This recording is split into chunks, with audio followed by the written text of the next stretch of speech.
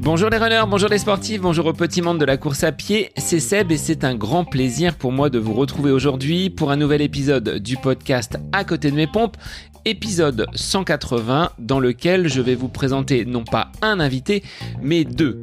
Un couple de runners passionnés qui aujourd'hui vivent de leur passion. J'ai eu l'immense plaisir d'échanger avec Céline et Pascal qui sont les deux gérants du magasin, plutôt des magasins Running Conseil d'Orléans et d'Olivet. Passionné de course à pied depuis toujours, Pascal a été le premier à endosser la casquette de chef d'entreprise de ce magasin spécialisé dédié à la course à pied. Il a très vite été rejoint par Céline qui a entamé une reconversion professionnelle et s'est également lancée dans l'aventure. Nos deux gérants, coureurs passionnés, que vous côtoyez peut-être si vous fréquentez les magasins Running Conseil d'Orléans et d'Olivet, ou peut-être si vous les croisez sur les courses du côté de l'agglomération orléanaise, vont dans cet épisode se livrer sur leur quotidien, sur l'évolution donc de la vente à travers leur expérience, mais également nous donner quelques conseils pour un bon choix de chaussures. Ils nous indiqueront pourquoi ils ont rejoint cette coopérative qu'est Running Conseil au niveau France et les valeurs qu'ils souhaitent véhiculer à travers leur enseigne. En tout cas, si vous êtes amateur de course à pied, Running Conseil Orléans et Olivet, ce sont deux adresses incontournables pour avoir face à vous des spécialistes du running, du trail, de la marche, mais également de la randonnée et du triathlon. Que vous soyez débutant ou des coureurs confirmés, vous y trouverez du matériel adapté pour vous équiper, mais aussi de précieux conseils nécessaires pour votre choix de produit, mais également vous apporter une analyse sur votre foulée, sur des professionnels qui font partie de notre milieu et de notre pratique. Je tenais bien évidemment à remercier Céline et Pascal pour leur confiance. Ils m'ont choisi comme ambassadeur il y a de cela 3 ans et nous tissons au fur et à mesure de notre collaboration des liens de plus en plus étroits et c'est toujours un plaisir d'échanger avec vous. Alors je vous laisse en compagnie de Céline et Pascal vivre de sa passion du running au quotidien. C'est le nouvel épisode du podcast À côté de mes pompes. Bonne écoute à vous. Bonjour Céline, bonjour Pascal. Alors, je suis ravi de vous accueillir sur le podcast À côté de mes pompes aujourd'hui parce qu'on vous connaît sous votre casquette de gérant de magasin de running spécialisé sur Orléans. Mais derrière ce rôle que vous avez depuis de nombreuses années, on vous connaît pas plus que cela. Donc, c'est l'occasion à travers ce podcast de découvrir la vie de gérant de magasins spécialisés. Vous êtes donc à la tête de 2 magasins sur Orléans, Running Conseil du côté donc d'Orléans Centre et d'Olivet. Bienvenue à vous aujourd'hui. Bonjour Sébastien. Bonjour et merci de nous recevoir. Alors je vais vous laisser vous présenter pour que vous puissiez indiquer aux auditeurs qui vous êtes et d'où vous venez. Alors, je m'appelle Pascal, j'ai 54 ans, je suis gérant du magasin d'Olivet et je suis accompagné par Céline, un tout petit peu plus jeune, mais on ne dira pas les nombres pour une dame. Et je suis donc la gérante d'Orléans Centre. Depuis combien de temps vous pratiquez la course à pied, en dehors là de toute activité professionnelle, au travers des 2 magasins dont vous êtes les gérants? La course à pied, elle est arrivée comment dans vos vies respectives? Alors moi, j'ai commencé en 1980-81. On accompagnait mon papa qui, suite à l'engouement de la course à pied des années 70, il y avait mon oncle qui courait, mon père s'est mis à faire de la course à pied. Moi, une fois par semaine, j'allais courir avec lui sur une distance d'environ 8 kilomètres. Et puis depuis, je me suis jamais arrêté puisque j'ai pris ma première licence en 1984 au Cercle Jules Ferry, Les Aubrais. Alors moi, c'est beaucoup plus récent, puisque je suis issue d'un autre sport. Je pratiquais l'escalade à l'époque.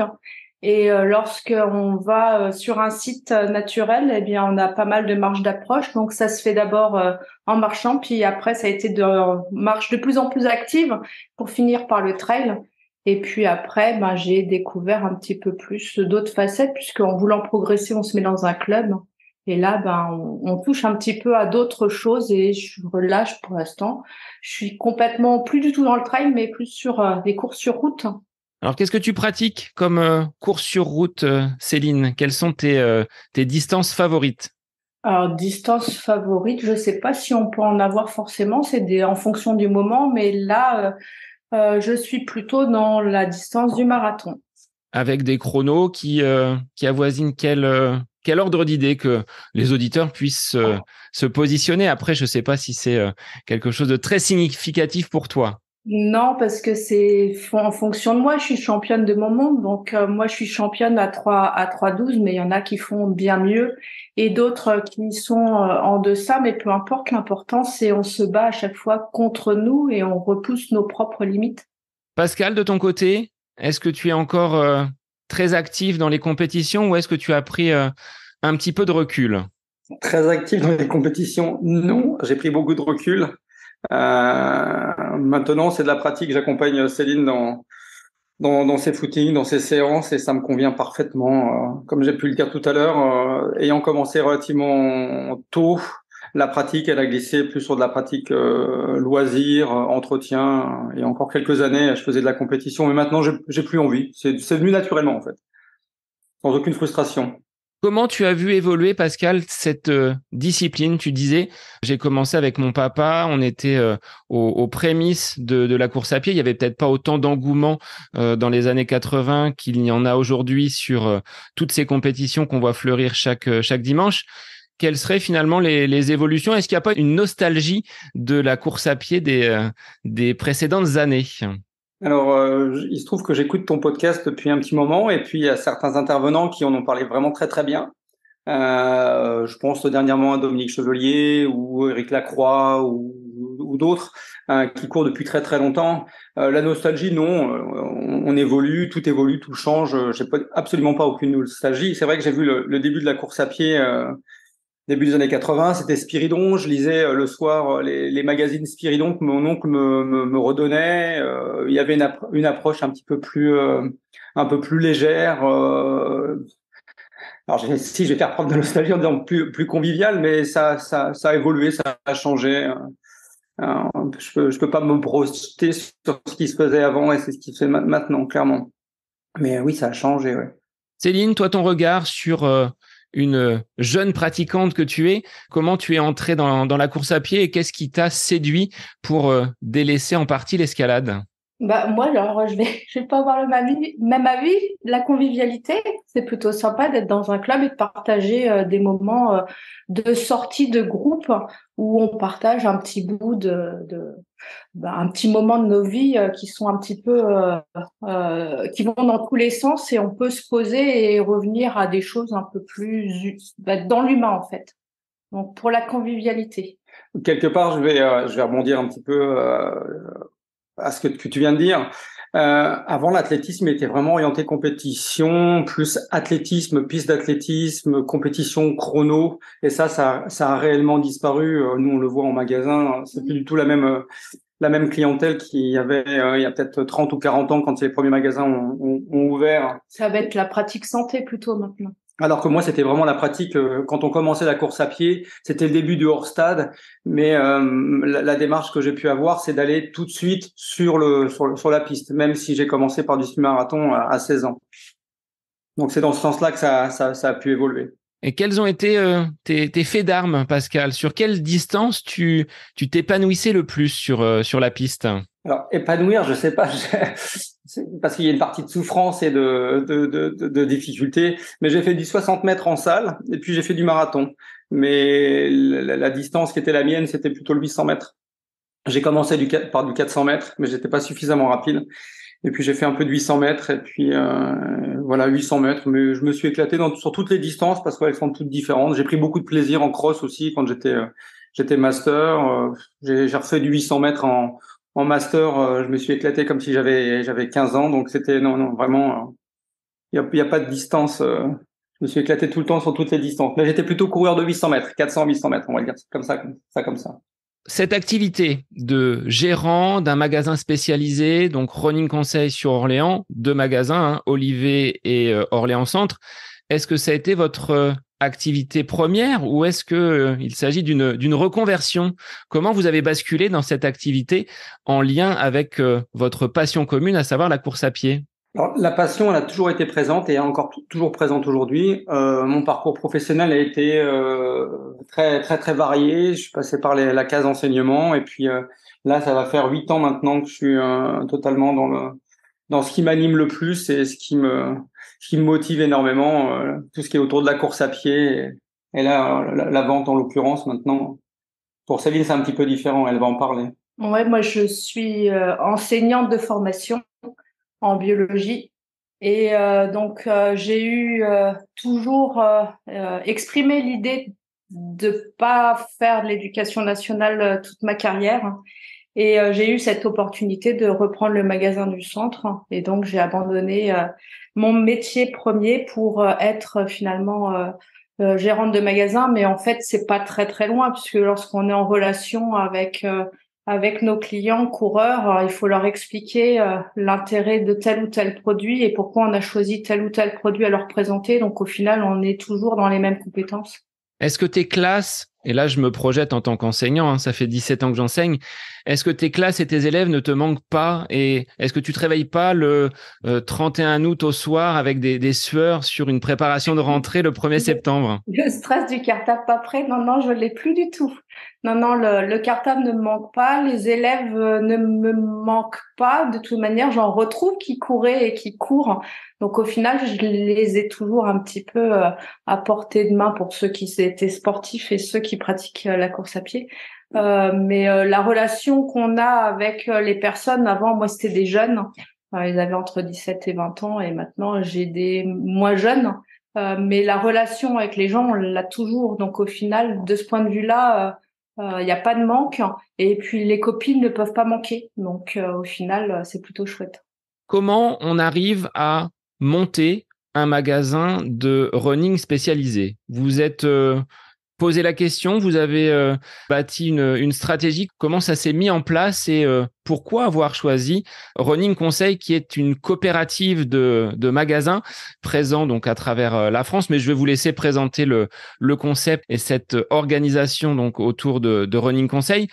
Le premier magasin, Pascal, que tu as monté rue Bagné, comment tu as cheminé pour te dire il y a besoin sur Orléans d'un magasin spécialisé pour aller donner et transmettre tes conseils aux coureurs? Alors moi, je suis arrivé après. En fait, c'est une autre personne qui a monté le magasin, qui a fait toutes les démarches, études de marché, ce genre de choses. Moi, j'étais dans autre chose à ce moment-là. J'étais en voyage d'ailleurs. Et à mon retour, il cherchait quelqu'un qui puisse l'accompagner. Et naturellement, il s'est tourné vers moi. J'ai dit bah pourquoi pas. Donc j'ai commencé à travailler un petit peu avec lui. Et puis au bout de quelques années, il a pris une direction autre, déménagement, changement de vie professionnelle. Il m'a fait une offre de rachat, étant déjà dans le milieu. J'ai sauté sur l'occasion. Et puis j'ai repris le magasin en 2018 en tant que gérant à temps complet. Et puis on a traversé une période qui s'appelle la période de confinement où ça a été un accélérateur. J'étais déjà à la recherche d'un deuxième site et une deuxième personne pour pouvoir tenir le premier site. Et puis je crois que la période de confinement est un accélérateur quelque part pour de nombreuses personnes, au même titre que Céline, elle l'expliquera peut-être un petit peu aussi bien que moi, pour pouvoir se lancer dans l'aventure du deuxième magasin. On avait déjà toutes les billes. Et pourquoi Running Conseil? Bon, on en parlera peut-être un petit peu plus tard, mais ça s'articule autour de plein d'éléments qui nous correspondent. Donc voilà, grosso modo, Céline va peut-être pouvoir répondre à certains points, mais... Bon, non, tu as déjà tout bien expliqué. En fait, hein, c'est une suite logique. Hein. Il y a des fois, il y a des opportunités qui se font. Et puis, effectivement, le Covid a rebattu les cartes pour plein de personnes.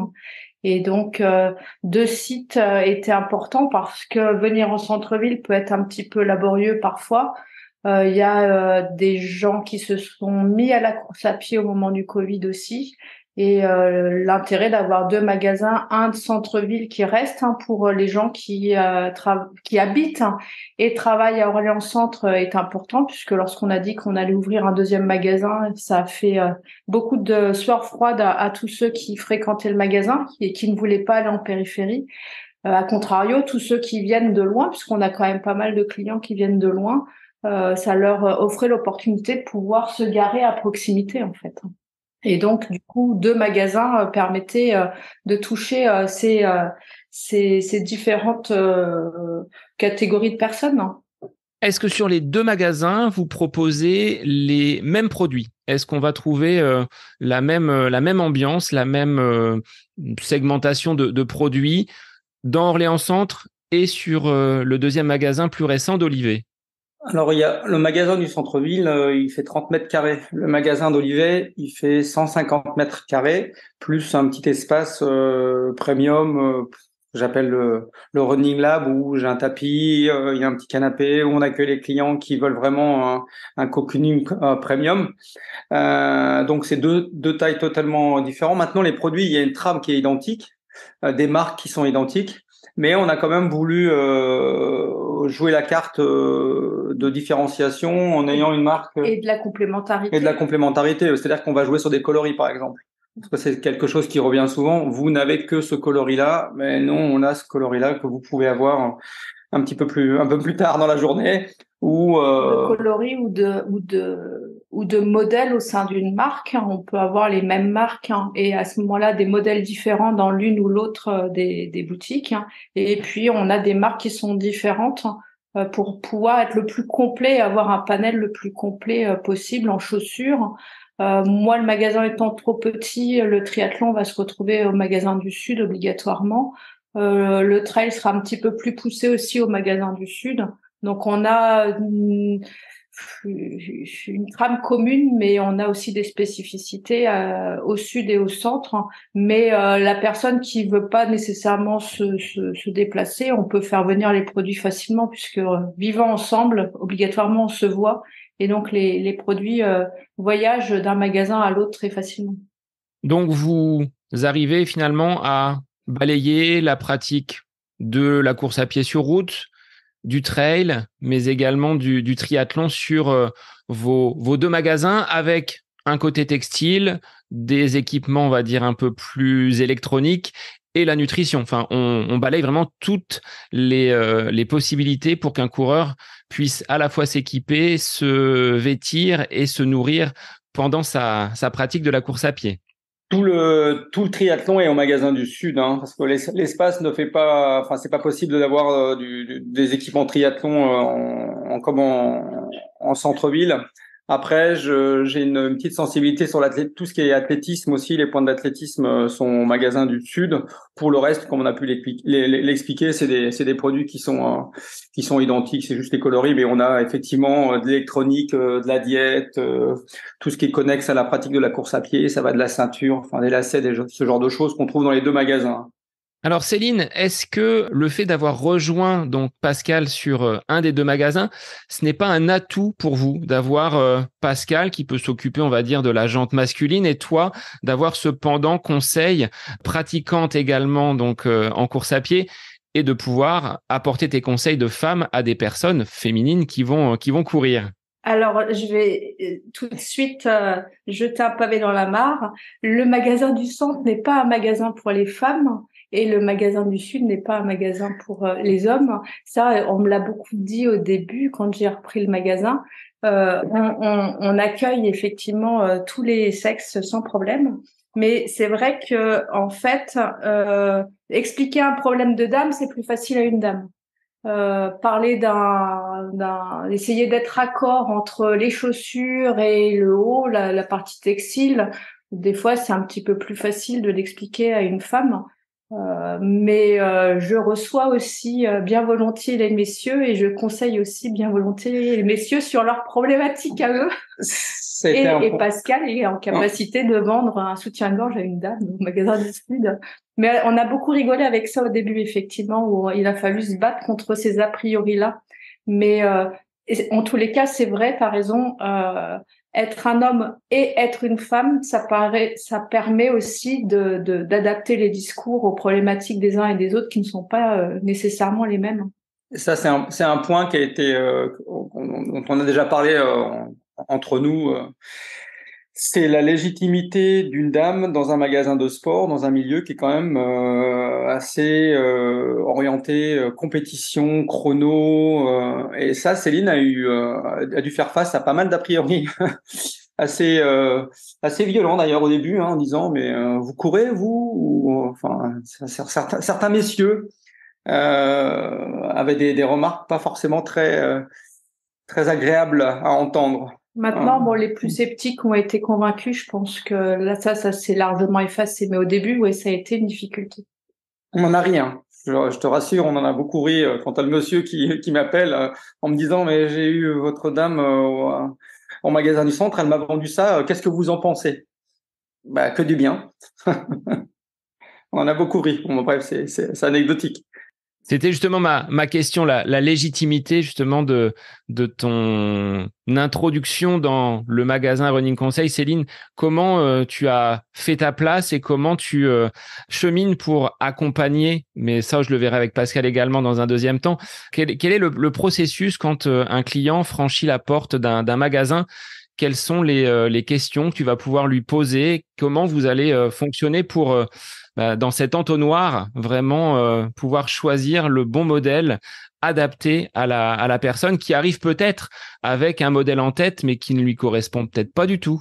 Oui, assez souvent, ils arrivent avec un petit papier issu d'Internet et les gentilles marques ont proposé le plus beau modèle de leur catalogue en disant quelle est la chaussure la plus adaptée à ma foulée. Donc, ils arrivent avec un petit papier.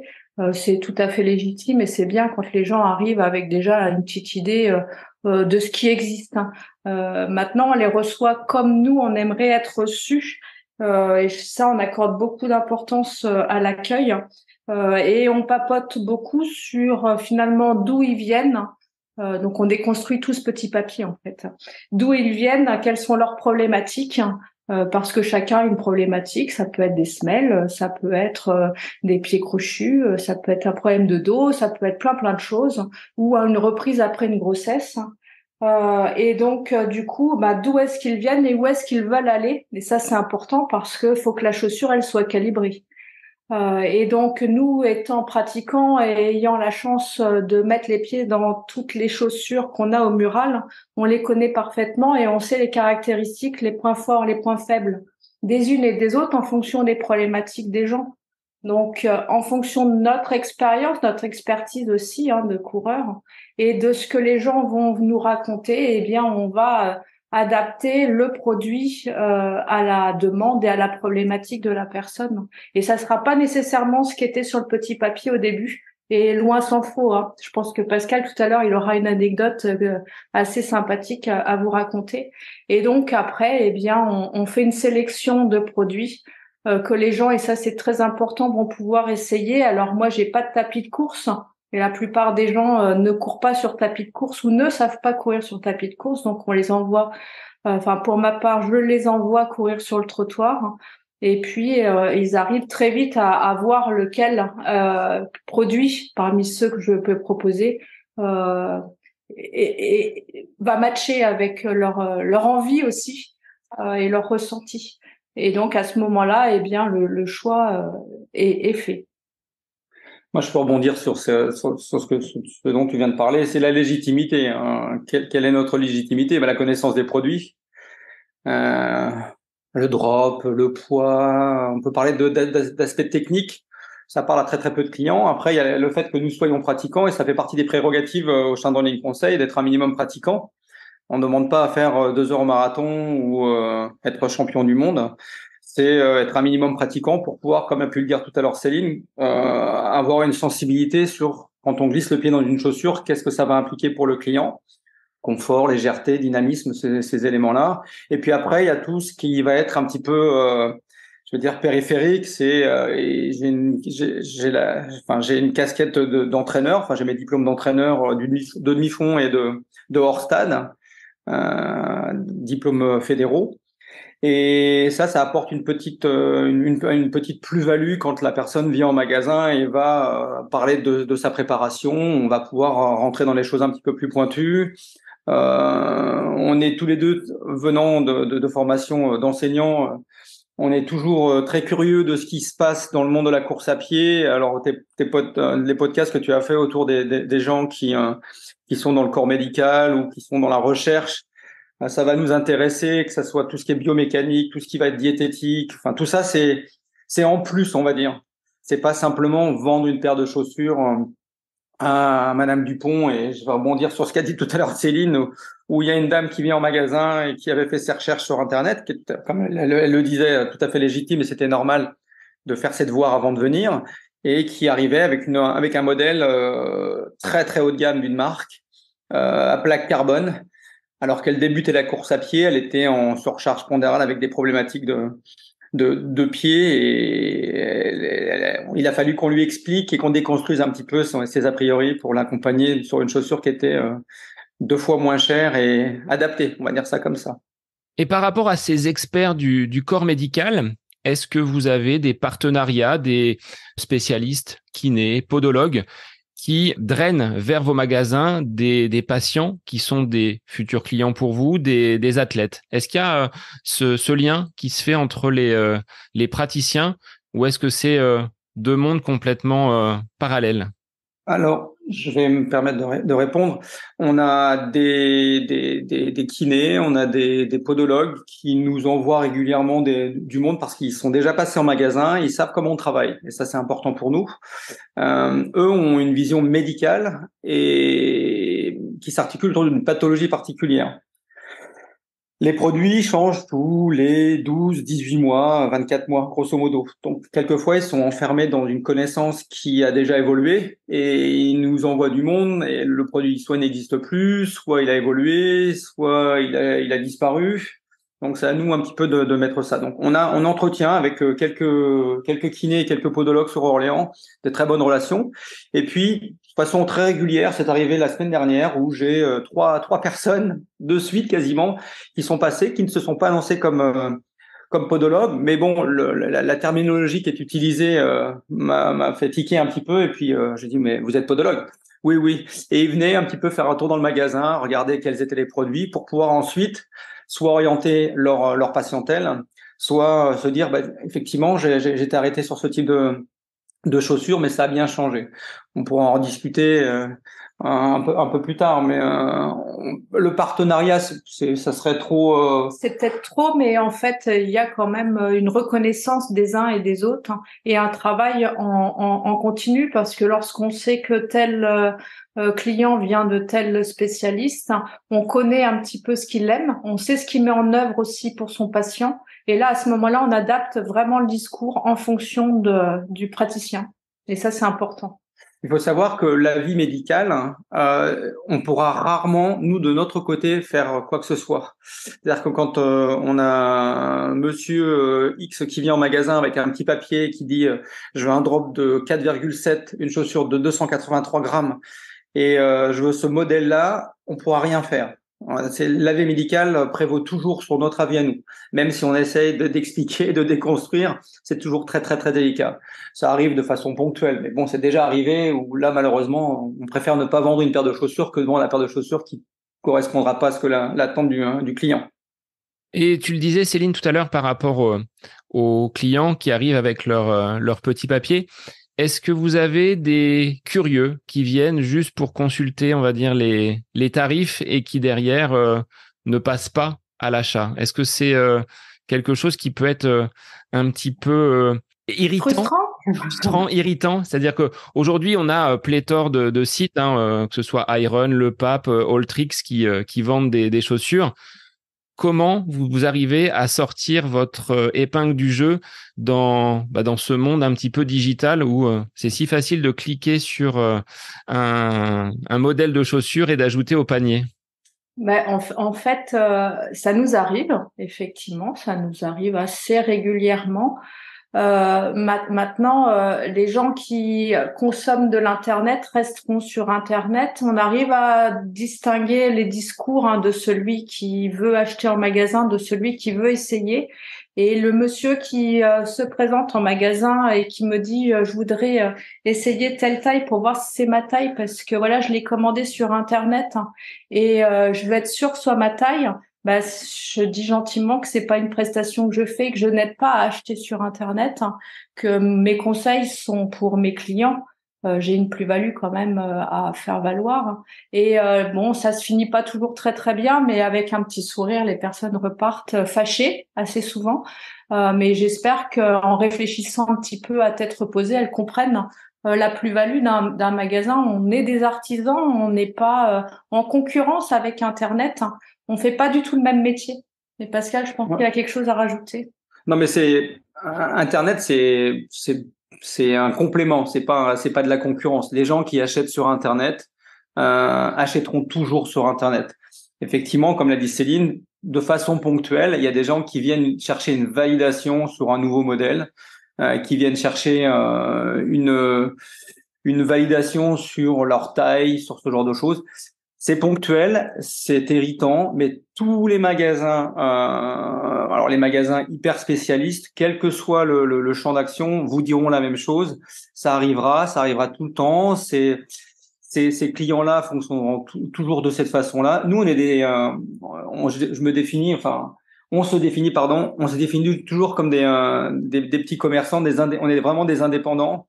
Comme vous allez chez votre boucher ou chez votre charcutier, c'est effectivement un petit peu plus cher, mais il y a une plus-value sur la venue au magasin. Maintenant, ça nous arrivera encore.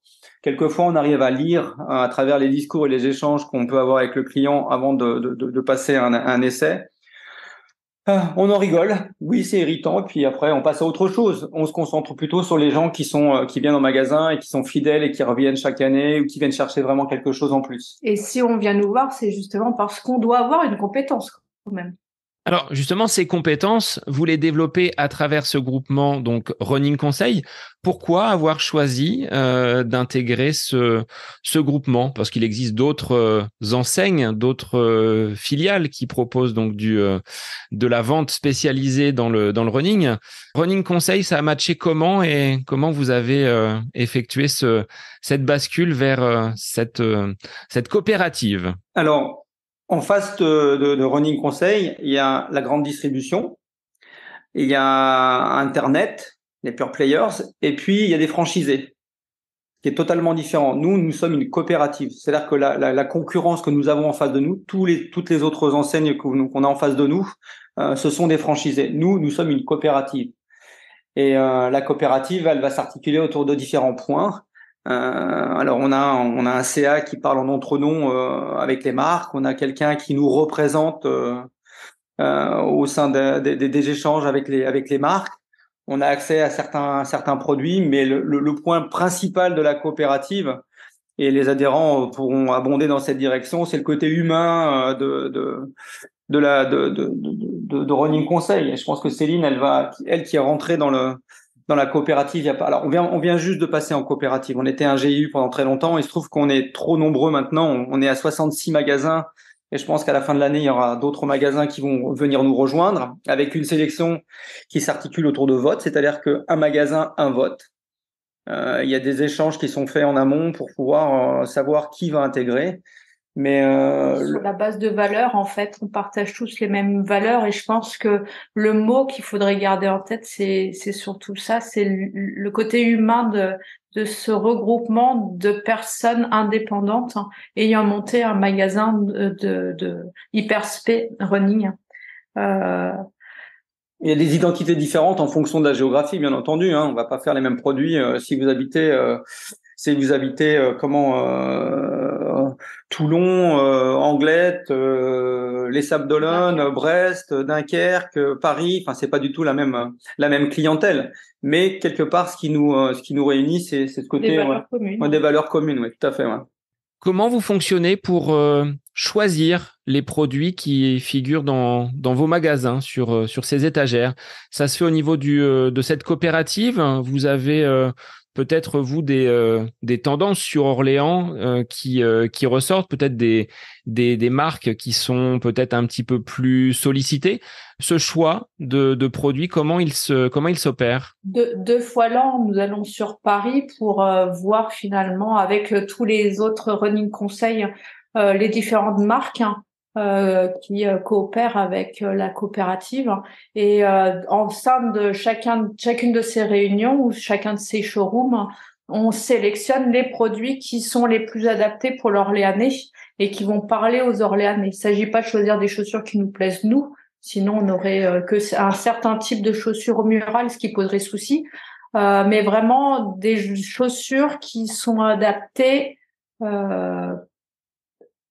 à la préoccupation d'Orléans, comme disait Pascal juste avant.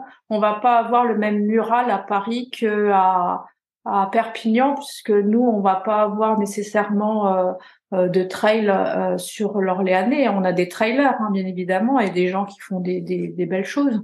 Mais on n'a pas non plus un terrain caractéristique où finalement on va avoir besoin de beaucoup de trails. On aura des chaussures mixtes, on aura des chaussures de route, et on adapte justement en fonction des besoins les produits parmi toute la gamme de possible dans le champ des possibles de chaque marque en fait. Et on fait notre sélection aussi. C'est le danger, c'est justement de dire moi j'aime ce type de produit-là, donc je vais vendre ce type de produit-là. C'est un des plus gros dangers.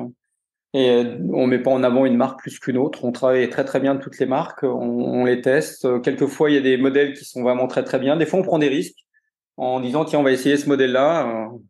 Et puis des fois, on reste dans des choses assez classiques pour plaire à une majorité des clients. Est-ce qu'il y a des marques qui ne rentreront pas dans votre magasin parce que le volume que vous allez pouvoir peut-être ressortir au niveau des ventes n'est pas suffisant? Est-ce que des marques bloquent finalement l'entrée dans un magasin comme le vôtre ou dans la coopérative de façon un petit peu plus générale? On a aussi des marques avec des tout petits volumes, hein, parce que ça répond à des problématiques spécifiques d'une demande. Il n'y a pas nécessairement besoin d'un gros volume, mais effectivement, il y a des marques qui rentreront peut-être pas. Je ne sais pas. C'est difficile à dire. Dire qu'aucune marque rentrera en Running Conseil, je peux pas y répondre. Enfin, on peut pas y répondre maintenant. Il y a des marques qui, à l'heure actuelle, n'estiment pas nécessaire d'être présentes dans des magasins hyper spécialistes. Voilà. Parce que la question, elle est plutôt à l'inverse. Il y a des marques qui jugent pas nécessaire, effectivement, qu'elles apparaissent à notre mural. Et c'est pas forcément des marques qu'on a refusé de faire, hein. Mais en fait, tout évolue très très vite, hein. D'une saison à une autre, on s'aperçoit que les cartes, elles se rebattent très très vite, hein. Donc, faut être réactif là-dessus aussi. Alors, est-ce que vous avez une idée d'un panier moyen d'un coureur qui viendrait dans vos magasins? Quel est finalement le budget d'une paire de chaussures pour un coureur qui, comme moi, amateur, va utiliser 3-4 fois par semaine ces beaux souliers pour pratiquer la course à pied? C'est difficile, c'est trop clivant ce que tu viens de dire, parce que ça veut dire mettre un prix sur un débutant, mettre un prix sur un coureur régulier, mettre un prix sur un compétiteur. On en revient à ce que on disait tout à l'heure, c'est un accompagnement et trouver la chaussure la plus appropriée. Il y a des gens qu'on va voir uniquement pour la diète, par exemple. Donc, le panier moyen, il va être beaucoup plus faible. Ça va être 20-30 euros.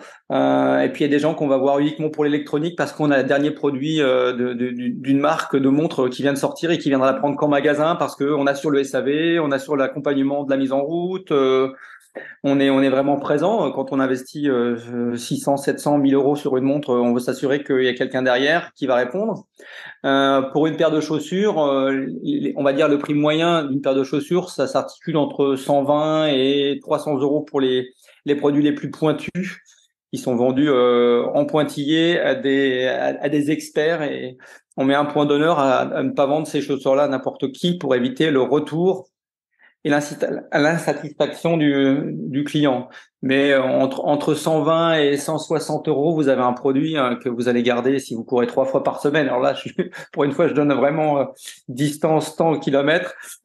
Pour quelqu'un qui court 3 fois par semaine, changer sa chaussure une fois par an avec un budget entre 140 et 160, c'est cohérent, quoi.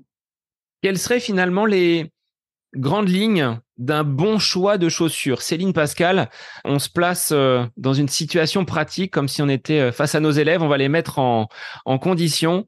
Aujourd'hui, l'exercice, c'est de simuler l'achat d'une paire de chaussures. Quels seraient finalement les conseils qu'on peut donner à nos auditeurs pour établir un bon choix de chaussures? Sur quels critères on va pouvoir s'arrêter et qu'est-ce qu'il faut, entre guillemets, observer. Bonjour Sébastien, comment ça va? Première fois que tu viens à Running Conseil? Alors, tu cours un petit peu? Voilà, on peut commencer comme ça. Alors, je cours 3-4 fois par semaine et je voudrais une chaussure qui me permette de faire des sorties d'entraînement relativement confortables.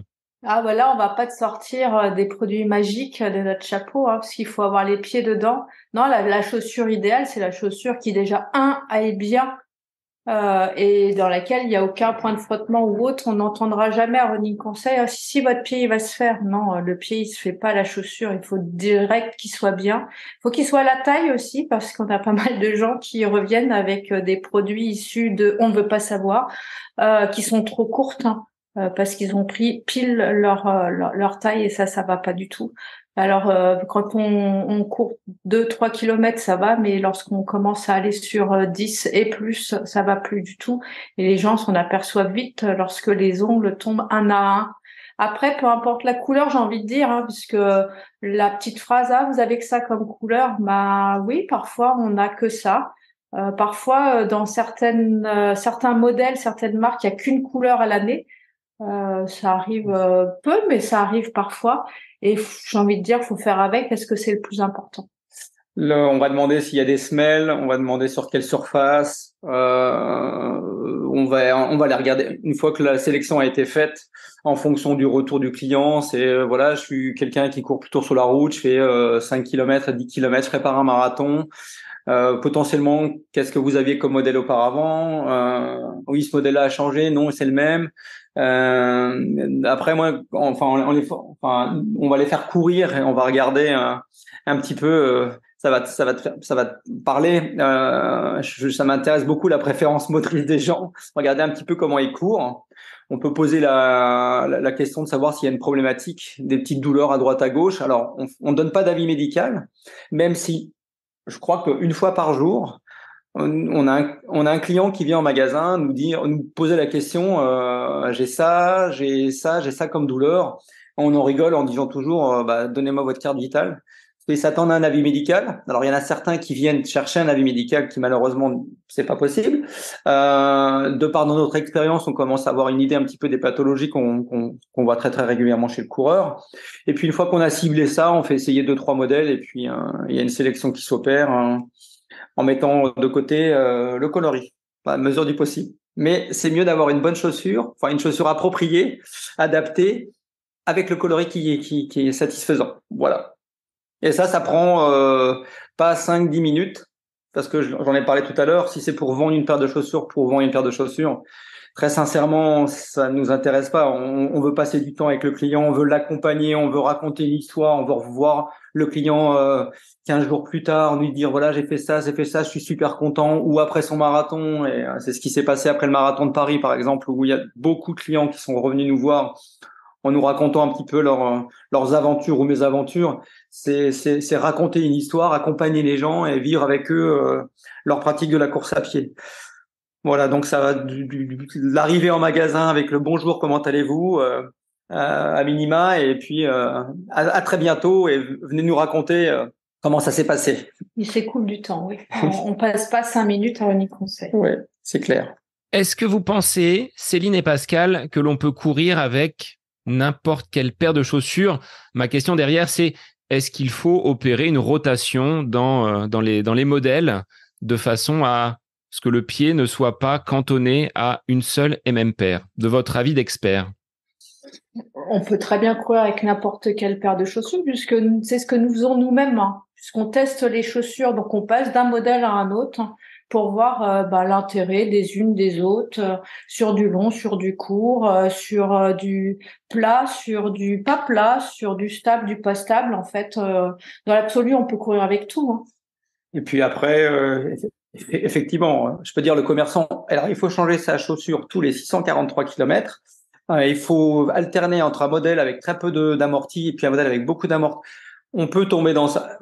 Très sincèrement, la clientèle qu'on a en magasin, c'est une clientèle qui court entre 1 à 4 fois par semaine, qui a besoin d'accompagnement, qui a une paire de chaussures, qui change de chaussures tous les 8 mois, à 12 mois, à 1 an et demi.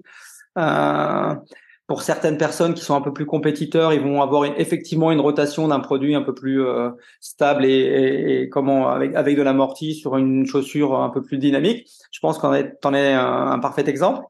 Mais c'est à la marge. Quand on a ce luxe-là de pouvoir alterner, oui, bien sûr, bien entendu. Ouais. Pas avoir les mêmes types de produits. Et là, savoir pourquoi on met cette chaussure légère et dynamique et cette chaussure un peu plus stable et pépère, on va dire, avec beaucoup d'amorti. C'est vrai que vous avez réussi à me convaincre à me sortir de Mizuno, confortablement installé dans mes riders. Après quelques échanges, quelques discussions et quelques testings, je suis convaincu et converti à la marque Saucony et aux endorphines. Donc, comme quoi, le fait de s'ouvrir et de venir à votre rencontre, ça m'a permis de voir que d'autres modèles existaient et étaient adaptés également à ma pratique. Donc, c'est ce que les clients viennent chercher également chez vous. Ce conseil, cet accompagnement et l'ouverture également peut-être sur des certitudes que l'on peut avoir et qui peuvent être balayées par de nouveaux modèles et par votre connaissance des produits. Et justement, Running Conseil, c'est pas que un magasin où on vend des produits, on fait aussi découvrir des produits qui sont à la marge à nos clients par le biais d'événements qu'on propose aussi à côté. Donc, nous ne sommes pas que un magasin, on est aussi source de propositions ou voilà par rapport à des événements testing qu'on peut être amené à proposer et qu'on propose régulièrement, ou même des sorties où on peut échanger, effectivement. Les produits, comme j'ai pu le dire tout à l'heure, ils changent en permanence. Enfin, je pense que les gens qui courent un petit peu sont restés sur le modèle numéro 10. Et puis c'est plus le numéro 10, non, on est numéro 11. Qu'est-ce qui a changé? Alors quelquefois c'est vraiment anecdotique, ça peut être le mesh, ça peut être le bloc semelle. Et puis quelquefois la chaussure n'a plus rien à voir du tout. Et on laisse les gens faire leurs expériences en continuant d'acheter le modèle 11, 12, 13. Et puis, ils reviennent nous voir en nous disant « Ah, je suis déçu, je veux plus sur ce produit-là. Je m'y retrouve plus du tout. » Et je dis « Écoutez, vous seriez venu me voir ou nous voir un petit peu en amont. On vous aurait certainement pas mis sur ce produit parce qu'il a changé. Alors, quelquefois pour le meilleur, quelquefois pour le pire. » Donc, c'est là où on intervient et notre expertise a toute sa pertinence. Et comme le disait Céline, quand dans la mesure du possible, même si les marques en font de moins en moins, on fait essayer les chaussures. On va mettre en place un testing là, le 10 septembre avec la marque Saucony où ils vont venir avec des nouveaux modèles. Les gens pourront les essayer. Enfin, on fait une grosse activation sur cette marque-là avec d'autres marques. Il y a une marque de diète aussi, puis une marque de booster. Comme ça, les gens vont pouvoir tester, se rendre compte un petit peu de ce que ça implique, et ça c'est plutôt enrichissant. Ça va au-delà de venir au magasin, de l'expérience magasin. C'est proposer des activités. On n'en propose pas beaucoup, mais on essaie de faire des choses un petit peu quali. On avait fait ça avec Coca en décembre, ça avait très très bien marché. On avait 70 personnes de présentes. Donc là, on refait ça au mois de septembre, le 10 septembre avec Saucony. Donc, je remettrai le lien pour les Orléanais et les gens de la région. S'ils veulent s'inscrire, c'est sur ProTiming, qui est l'organisme qui recentre un petit peu toutes les inscriptions. Donc, gros testing à venir par le magasin Running Conseil. C'est un bon moyen de vous faire de la publicité et de vous faire connaître ce genre d'opérations et testing. Des gens qui peut-être n'oseraient pas franchir la porte du magasin vont pouvoir venir à votre rencontre sur ces opérations un petit peu ponctuelles. Alors, je sais pas quelles sont les personnes qui t'écoutent, mais c'est vrai que la démarche de venir en magasin hyper spécialiste, elle est toujours quelque part, alors, je sais pas si le terme c'est effrayante, mais les gens portent un jugement de valeur quand ils rentrent dans un magasin hyper spécialiste, en disant je cours pas vite, je cours pas longtemps, je suis lourd, j'ai les pieds comme ça. C'est les premières choses qu'ils vont commencer à dire, pensant qu'ils ont que des gens qui font 2 heures en marathon, qu'on est des champions du monde, qu'on s'adresse à des champions. Les champions du monde ou les champions de quartier, on les voit très rarement parce que déjà c'est des consommateurs de produits très réguliers, donc c'est un budget en soi. Et puis c'est des gens qui connaissent. Alors je vais mettre entre guillemets, qui connaissent les produits. Donc l'arrivée en magasin hyper spécialiste il y a déjà un frein. Et nous on leur explique que c'est pas ça, c'est absolument pas ça. Et après, une des questions qui va intervenir à travers les échanges, c'est comment ils sont arrivés dans le magasin hyper spécialiste. Et de prime abord, c'est le bouche à oreille. Clairement, j'ai entendu parler, je sais que, on m'a dit que c'est la première des choses. Après, bien évidemment, tout ce qui est connexe, c'est-à-dire la visibilité sur les réseaux, on est assez présent sur les réseaux, les deux plateformes les plus connues, Instagram et Facebook. On est présent sur les courses, on court régulièrement. Il y a le côté commerçant, mais il y a aussi le côté passion. On adore ce qu'on fait, on s'éclate dans ce qu'on fait. On s'est pas lancé dans ça parce que c'était la tendance après le Covid de se lancer dans l'ouverture d'un magasin de running parce que tout le monde faisait du running. C'est absolument pas dans ça. C'est vraiment accompagné. Et il y a vraiment une variable humaine, comme Céline a pu en parler tout à l'heure, dans ce qu'on fait. Il y a rien de plus exaltant et gratifiant d'accompagner quelqu'un dans le début de sa pratique ou dans la régularité de sa pratique, dans une remise d'activité, dans une réathlétisation, dans ce qu'on fait. Et quand la personne revient en disant ah c'était bien, j'ai bien aimé, donc ça c'est cool. On le voit sur les sorties un petit peu communautaires que vous proposez. On a des personnes de tout niveau et l'essentiel est de pouvoir échanger, discuter, ce qu'on ne fait pas forcément quand on est en préparation, quand on est sur des courses. On va le faire de façon très marginale, de pouvoir là se réunir et de partager un moment, 1 heure de course tous ensemble. C'est ce côté convivial que vous souhaitez mettre en avant également. Ouais. C'est ce qui nous anime, hein, je pense. On n'est pas un magasin de crack, on est un magasin de monsieur et madame tout le monde. Comme disait Pascal, les gens à chaque fois disent « Ah, je suis un petit coureur du dimanche » et puis au final, on s'aperçoit qu'ils courent quand même 2 à 3 fois par semaine. Donc, je leur souligne quand même qu'ils ont la belle vie d'avoir 2 à 3 dimanches par semaine. Voilà, c'est pour le petit côté rigolo de la chose. On veut vraiment emmener tout le monde du plus fort au moins fort dans cette passion commune, en fait. Parce qu'on est tous coureurs, hein, avant toute chose. Mais on a aussi des très, très bons coureurs.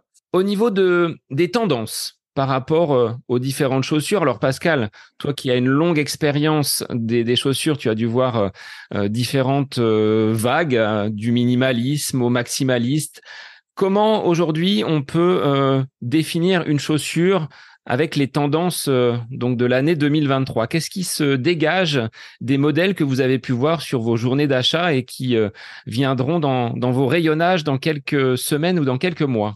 Il y a clairement un des points qui est mis en avant par quasiment toutes les marques et sur les produits qui vont arriver en 2024, c'est le confort et le moelleux des chaussures. Il est clair que, même si ce que tu as dit me renvoie à mon âge avancé, entre la chaussure où il y avait un bloc semelle, un mèche et puis des lacets, à des chaussures qui sont, si on les déconstruit, sont faites de multiples pièces, ça n'a plus rien à voir. Vraiment, ça n'a plus rien à voir. Mais là, ils ont augmenté un peu le stack des chaussures. On a des gros blocs semelles, et les clients le diront, vraiment des très très gros blocs semelles. Beaucoup d'amortis, beaucoup de confort, beaucoup de moelleux. Il y a quelques années, on était sur des chaussures un petit peu plus fines. Et quelque part, le pied va être amené à un petit peu moins travailler. Donc, je sais pas est-ce que c'est des tendances actuelles, est-ce que ça va changer? On essaie toujours d'avoir des produits assez fins, avec très peu de semelles, pour que ça, justement, le pied soit un peu l'élément propulseur et amortisseur, contrairement à ce que font certaines marques ou les tendances du marché qui font que les gens veulent du confort, du moelleux. Très sincèrement, je sais pas comment ça va évoluer dans le temps. Là, on voit de nouveaux types de pathologies qu'on voyait pas. Les gens qui courent tu vas certainement me poser la question un peu plus tard, avec les plaques carbone à des vitesses lentes, on va dire, qui ont les pieds qui rentrent complètement sur l'intérieur. Je saisis pas la pertinence d'avoir un produit très coûteux ou trop moelleux, certes très confort, mais pas stable. Après, c'est mon avis. Donc là, il y a des nouvelles types de pathologies qui apparaissent qu'on voyait pas forcément avant. Alors, je rebondis comme une plaque de carbone. Qu'est-ce qui justifie l'usage pour un coureur d'une plaque carbone? Vous la mettriez entre quels pieds, cette plaque carbone? Il faut déjà être quand même une personne en capacité de de courir vite, hein, puisque la plaque carbone permet certes de courir plus vite, hein, mais si à la base on n'a pas une vitesse minimale, ça va pas servir à grand chose. Comme le disait Pascal, c'est des produits qui sont quand même assez exigeants. Ils sont certes facilitants, mais exigeants. Et ça, je pense que les gens, faut qu'ils l'entendent. Et on peut pas tous prétendre à courir avec ce genre de produit. Après, les gens s'en aperçoivent quand ils glissent le pied dedans, hein. Mais résumer une chaussure plaque carbone à sa plaque carbone, pour moi, c'est une erreur. Il n'y a pas que la plaque carbone, il y a la mousse, il y a l'architecture de la chaussure qu'on appelle le rocker, le speed roll. Et ces 3 points vont faire que la chaussure va permettre de courir plus vite, plus longtemps, de s'appuyer sur la chaussure et de pas être fatigué, d'enquiller les séances plus facilement. Les très bons coureurs, en général, ils font une rotation, hein. Ils ont une chaussure très, on va dire, lourde, confort, sans trop de technologie, avec lequel ils sont à même de faire des kilomètres. Puis un produit un petit peu plus technique, un petit peu plus dynamique, et puis un produit vraiment orienté compétition. Là, je change les casquettes, je prends celle de l'entraîneur. Les quelques personnes que j'accompagne, c'est tel jour, telle séance, et maintenant telle chaussure, chose que je ne faisais pas avant. Donc, on en est arrivé à ce point-là. Maintenant, la plaque carbone, comme le disait Céline, elle est un peu plus exigeante.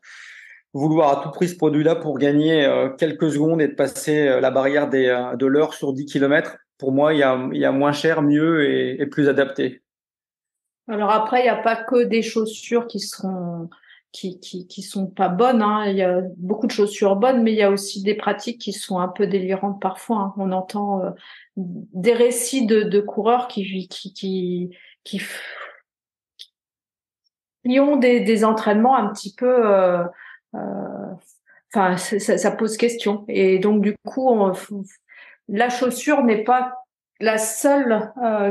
le seul point sur lequel il va falloir agir en tous les cas, ça c'est clair. Est-ce que tu aurais un exemple, Céline, d'entraînement un petit peu farfelu un monsieur qui court tout le temps 10 kilomètres, donc il court quand même 3 fois 10 kilomètres par semaine, ce qui est quand même pas rien, et qui me dit j'ai un peu mal au genou avec telle chaussure, je pense que c'est la chaussure, parce que voilà, le week-end dernier, dans la conversation, il arrive à me dire qu'il avait fait 30 kilomètres.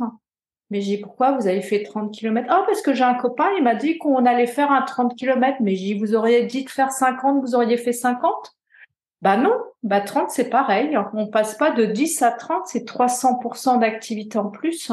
Et donc, il s'est pas posé la question. Pour lui, c'était forcément la chaussure qui était incriminée et pas l'entraînement. Donc, faut quand même que nous, on pose bien les bases. C'est pour ça qu'on prend du temps à parler et bien identifier ce que les gens font pour proposer les produits les plus adaptés. Donc, ça sera pas forcément une plaque carbone, ce sera pas forcément, je sais pas, une chaussure à tout petit stack ou à gros stack ou à gros amorti, pas gros amorti. Il faut vraiment écouter, mais il faut aussi les mettre en vigilance par rapport à ce qu'ils font.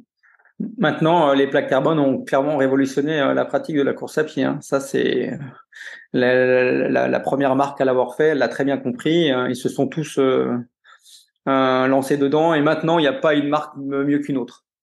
Autant il y a 4 ans, j'aurais dit c'est faux. Là, à l'heure actuelle, tout ce qui arrive sur automne 2023 et 2024, les produits sont totalement équivalents, que ça soit sur piste ou en course sur route. Il n'y a pas une marque qui est plus en avant qu'une autre. Ça va être une sensibilité, ça va être le pouvoir marketing d'une marque en disant ça, cette marque-là, vous avez qu'à vous rendre sur les courses et vous regarderez quelle marque est mise en avant plus qu'une autre.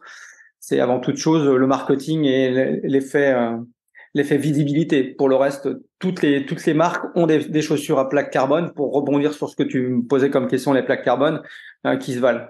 Dire le contraire, ça serait pour moi une contre-vérité. Par rapport à l'utilisation de ces plaques carbone, des mèches qui vont être de plus en plus légers, des mousses également qui allègent le poids des chaussures, est-ce qu'il n'y a pas derrière une réduction du temps de vie de ces chaussures? Est-ce que vous constatez un retour au garage pour un réchappage des pneus beaucoup plus rapide au niveau des chaussures de course à pied? Alors, les plaques carbone chez Running Conseil Orléans et Running Conseil Olivet, c'est une minorité. comme j'ai pu le dire tout à l'heure, on fait attention à qui on va proposer ce type de produit.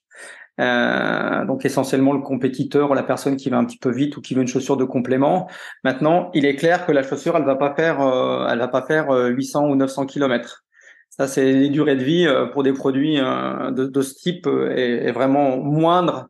Maintenant, quelqu'un qui a ce produit-là, qui l'utilise en pointillé, c'est-à-dire pour les séances bien spécifiques, qui l'utilise pour sa compétition, ben au final, une chaussure à 250, 300, enfin, entre 200 et 300 euros, on va la garder peut-être 2-3 ans avec une rotation derrière.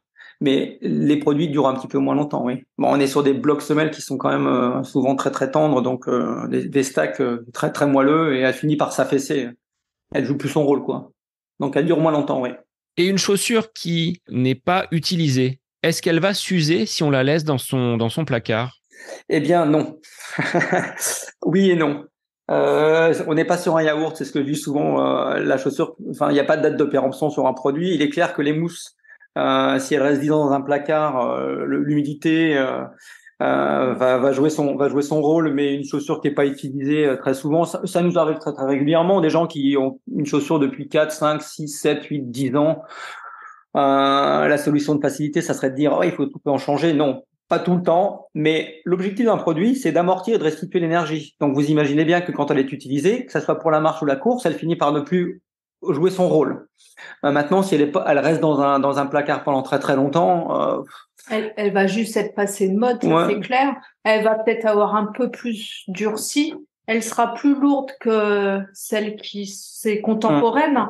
Et donc, du coup, les gens vont peut-être vouloir la changer pour ça, peut-être l'utiliser pour des marches. Des fois, c'est ce qu'on dit, utilisez-les pour marcher. Ça sera toujours plus confortable que des petites ballerines ou des Converse, ou j'ai rien contre les Converse. Mais voilà, si je donne des exemples pour que les gens se représentent, voilà, c'est ce qui ferait peut-être changer un peu la chaussure par la personne qui l'a stockée longtemps dans le garage. Alors, dans le garage et même pour l'entretien, on évite de les mettre au lave-linge. Est-ce que vous avez des petits conseils pour faire durer nos chaussures et les entretenir? Lorsque c'est mouillé, vous mettez du papier journal. Là, je vais faire ma chronique de ménagère de moins de 50 ans. Du papier journal pour absorber l'humidité. Il faut que la chaussure soit bien sèche. Vous brossez et c'est reparti. La semelle à l'intérieur, qu'on appelle semelle de propreté, ça passe à la machine. Donc là, ça évite d'avoir des chaussures qui sentent mauvais. Et lorsque les chaussures vraiment, elles risquent plus rien du tout, vous les passez à la machine, alors pas à 60 évidemment, hein, mais à 20 degrés et ça fait le job. La chaussure, elle ressort, elle est nickel. Si jamais il y a des petites parties qui se sont décollées, c'est pas grave, vous avez déjà fait pas mal de kilomètres avec. Maintenant, nous, personnellement, on lave pas nos chaussures puisqu'elles sont utilisées uniquement pour la course à pied. Les tiennes, elles sont lavées. Non, elle est sale. Je l'utilise uniquement pour la course à pied et puis quand elle est vraiment trop usée, on les donne. Voilà. Céline et Pascal, vous travaillez tous les deux donc dans un magasin spécialisé, Running Conseil. Vous faites vos sorties ensemble. Est-ce qu'il n'y a pas un risque d'overdose de course à pied dans votre couple? Est-ce que vous arrivez à distinguer la casquette gérant du magasin et pratiquant et mari et femme? Non, mais on se lasse pas. Ouais, en fait, non, c'est du H24, 7 sur 7. Mais on aime ce qu'on fait, donc au final, ça passe tout seul et effectivement, on se supporte. Hein. Je sais pas lequel des deux est le plus patient, mais on se supporte. Non, il y a une complémentarité dans l'approche, dans ce qu'on fait en fait. Voilà. En plus, il y a entraîneur-entraîné, donc sachant que je suis le coach, elle pourra vous raconter plein de choses en privé. Toi, te raconteras plein de choses en privé. C'est pas toujours facile de vivre avec son coach. Non, mais c'est pas une contrainte. On vit l'expérience Running Conseil, on s'éclate et puis je sais pas, c'est une belle aventure humaine, je trouve, de pouvoir partager sa passion avec son conjoint ou sa conjointe. On n'est pas nombreux parmi les Running Conseil. Alors il n'y a pas beaucoup de gérants de femmes et il n'y a pas beaucoup de couples. Là il y a un nouveau magasin qui vient d'ouvrir à Chaland. Il y a le magasin à Paris. Il y en a quelques-uns qui vivent l'aventure à deux, mais faudra leur poser la question. Alors moi, j'avais une dernière question, Céline et Pascal, mais vous allez peut-être avoir du mal à répondre.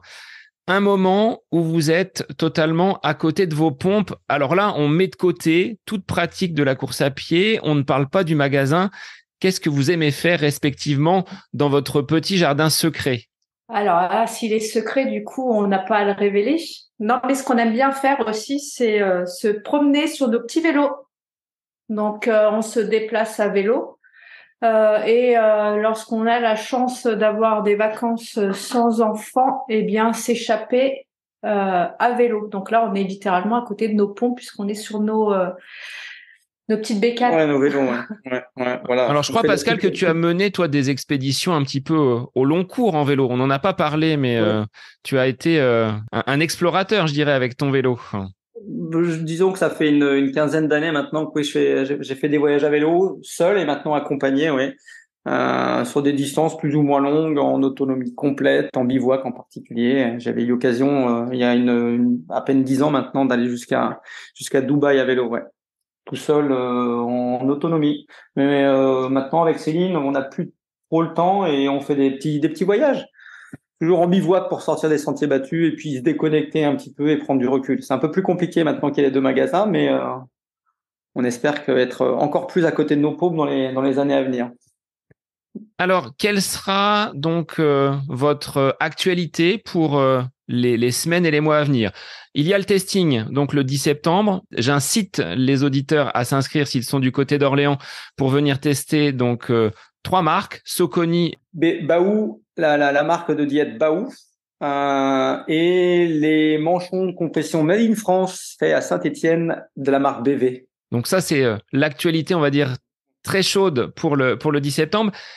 Au niveau sportif, est-ce qu'il y aura de l'actualité? Est-ce que vous êtes partenaire de courses? Céline, est-ce que tu as des compétitions? Parce qu'on a compris que Pascal, lui, il avait laissé la compétition de côté. Céline, est-ce qu'il y aura un défi pour cette fin d'année 2023? Un défi marathon pour battre les records, bien évidemment. Alors, tu seras sur quelle course? Alors là, non, je vais pas trop m'avancer parce que j'attends encore d'avoir le dossard, j'attends d'avoir l'emploi du temps libre pour pouvoir y participer. J'ai bien évidemment un événement en tête, mais voilà, faut que toutes les planètes s'alignent bien. Faut que tu en discutes avec le coach aussi, peut-être. Non, parce que le coach, il est partant pour tout et voilà. Mais c'est surtout tout le côté, comme tu l'as souligné, on est quand même pas mal occupé du point de vue professionnel et donc parfois le côté perso passe un petit peu au second plan et là on attend vraiment que tout se cale bien pour que ce soit possible. Donc on est en train d'œuvrer. Et puis, on a effectivement des courses partenaires qu'on aimerait mettre à l'honneur puisqu'on a les foulées de Jargeau comme déjà de nombreuses années qui vont avoir lieu en octobre. Et puis, les courses de l'Indien aussi en octobre. Il y a un swim and run à la fin septembre. On a beaucoup d'activités. On est en négociation avec avec soit des clubs, soit des associations, soit des courses. Donc, ça prend du temps. Il faut qu'on se pose pour pouvoir mettre des choses en place. Là, il est clair que fin septembre, le mois de septembre, il est plein tous les week-ends. Le mois d'octobre, il y a pas mal de choses aussi. Le mois de novembre, c'est en train de se dessiner. Et puis sur l'année prochaine aussi, on travaille aussi sur l'année prochaine. Avec des très belles surprises, on espère. Sachant qu'il y a les Jeux Olympiques l'année prochaine, en plus. Est-ce que vous sentez déjà dans vos magasins cette approche des Jeux Olympiques, des gens qui disent avec les JO, je vais me mettre un petit peu à pratiquer la course à pied, ou ça reste même si on est à proximité de Paris, dans la région orléanaise, très loin et très diffus? Il y en a beaucoup qui rêvent du marathon pour tous, ça c'est clair. Hein. Après, il y aura peu d'élus malheureusement, mais effectivement c'est quelque chose qui fait vibrer de toute manière, un marathon de Paris et ensuite marathon pour tous. Maintenant, on en est encore un petit peu loin de ces JO malgré tout, donc. Je pense qu'il va falloir attendre janvier 2024 pour la montée en puissance tout doucement, ne serait-ce que par les marques qui vont proposer de très belles choses pour cette année d'Olympiade. Il y aura des surprises avec René Conseil pour 2024, mais je ne peux pas le dire. Alors moi, je tenais à vous remercier, Céline et Pascal, de votre investissement, de votre énergie. Ça fait maintenant quelques années qu'on collabore. Vous m'avez choisi comme ambassadeur. Alors j'essaie, et aujourd'hui c'est l'occasion, à travers cet épisode, de vous rendre l'appareil. J'ai mis du temps à vous convaincre, parce que Pascal, tu freinais des cas de fer. Aujourd'hui, je suis ravi de pouvoir vous écouter et de permettre aux auditeurs, aux coureurs orléanais, de vous découvrir un petit peu plus, parce qu'on vous connaît sous cette casquette de gérant, on vous croise pour certains sur les bords de Loire, mais il n'y avait pas ce côté connaissance de l'humain tel que vous le véhiculez à travers vos magasins, et je trouve que c'était important de vous écouter aujourd'hui. Donc un merci à vous d'avoir accepté l'invitation. Écoute, merci à toi déjà. Effectivement, tu représentes le magasin depuis quelques années. Ta candidature, elle avait été spontanée. On avait de nombreuses personnes qui représentaient le magasin, et il se trouve que à l'heure actuelle, on a fait des choix, et tu fais partie des personnes sur lesquelles on peut s'appuyer, qui nous font confiance, qui sont fidèles, qui nous accompagnent. Enfin, vraiment, c'est exactement ce qu'on recherchait comme faire valoir et comme personne pouvant représenter le magasin et en parler aussi. Donc, on te remercie beaucoup de nous avoir donné cette plateforme d'écoute. Effectivement, j'étais un peu rétif à l'idée de faire un podcast tout seul. D'être accompagné avec Céline, c'était la meilleure des choses. En tout cas, merci à toi. Passe un bel été. Bonne réathlétisation, puisque tu as eu des petits moments un petit peu compliqués en termes de pathologie au niveau du dos, me semble-t-il. C'est exactement ça. Que tous tes auditeurs passent un bel été, ou si c'est diffusé un peu plus tard, aient passé un bel été, et on se retrouve en magasin très très vite au 74 rue Bagnier pour Céline. Et 185 rue de Champagne pour Pascal sur Olivet. Merci à toi, Sébastien. Merci. Et puis pour les auditeurs orléanais, je le rappelle, 10 septembre, moi je serai présent au rendez-vous pour tester donc ces nouvelles Soconi, et puis ces deux autres marques que sont Baou et BV Sport. Merci à tous les deux. Et pour les auditeurs, je vous dis à la semaine prochaine pour un nouvel épisode du podcast À côté de mes pompes. Belle semaine à vous.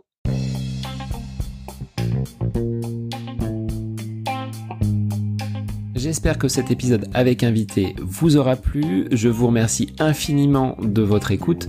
Pour faire remonter le podcast dans les classements, je vous invite à laisser une petite évaluation sur Apple Podcast, 5 étoiles, un petit commentaire, ça me fera énormément plaisir et vous permettrez au podcast d'être remonté, diffusé, déployé sur ces différentes plateformes de façon plus importante encore qu'il n'est actuellement.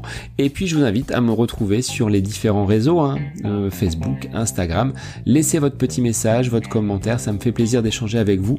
Si vous avez des questions, si vous voulez échanger sur quelconque sujet en lien avec la course à pied, mais pas que, parce que le sport c'est une philosophie de vie et c'est une passion qui nous anime de façon commune, donc n'hésitez pas à venir échanger avec moi. Sur ce, je vous souhaite une bonne fin de semaine, un bon week-end, et je vous dis à la semaine prochaine pour un nouvel épisode du podcast À côté de mes pompes.